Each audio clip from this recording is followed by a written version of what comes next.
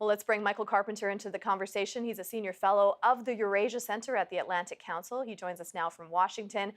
Michael, what are your thoughts on the coalition attack? I mean, it's bypassing Security Council approval, bypassing UN inspectors on this chemical attack. What are you thinking about this decision? Well, I think it's appropriate when compared to the alternative, which was to do nothing. So it doesn't speak to the larger U.S. strategy on Syria, which I'm not sure, frankly, that we have one. But in terms of deterring future use of chemical weapons and sending a strong message that the use of such weapons is barbaric, unacceptable, and won't be tolerated, I think it was the right response. And I think it was relatively successfully executed by the Pentagon based on what we've seen so far. Michael, I was watching that Pentagon press conference. The U.S. kept saying they want to stay out of the Syrian war, but they want to target ISIS. That is their mission, targeting ISIS. But are we really talking about ISIS here? I mean, those chemical weapons depots, those research and development areas are suspected to be connected to Assad, not necessarily ISIS. Correct. So the rationale, the legal rationale for the U.S. presence in Syria is tied entirely to the counter-ISIS fight. So the 2,000 or so troops, U.S. troops present in Syria, are there to fight ISIS. Now, the strike yesterday, just like the strike a year ago in April, was for an entirely different rationale, having nothing to do with ISIS. It was about crippling the Assad regime's chemical weapons program. And in that regard, it seems to be successful. But that is an entirely different rationale from countering ISIS.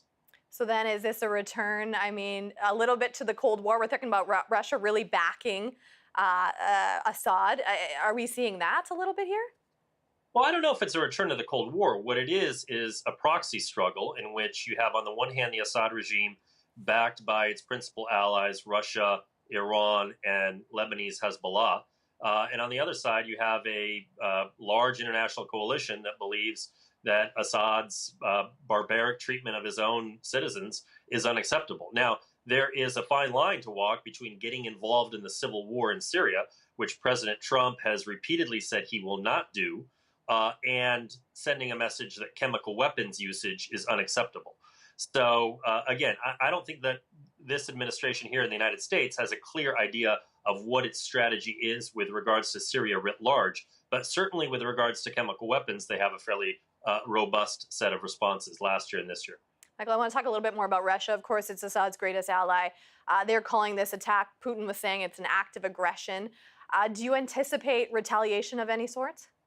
No, I was surprised, frankly, that the Russian response was as muted as it was. There were indications from various Russian commentators that they would use their very sophisticated air defense systems like the S-400 system that they have emplaced in Syria to take down U.S. incoming missiles, whether fired from aircraft or from ships. Now, they didn't do that. They turned on their air defense systems. They tracked the flight of these various missiles, roughly 120 if we're to believe the Pentagon's briefing, but they didn't take any shots. And I was frankly surprised by that. It makes them look like a little bit of a paper tiger. I don't anticipate there will be any retaliation against U.S. troops, certainly against U.S. interests. There may be some other forms of retaliation that are asymmetric, but frankly, at this point, it doesn't look like they're going to amount to a whole lot. All right, Michael, that's all the time we have today. We'll leave it there. Michael Carpenter, Senior Fellow at the Eurasia Center. Thanks for joining us. Thank you.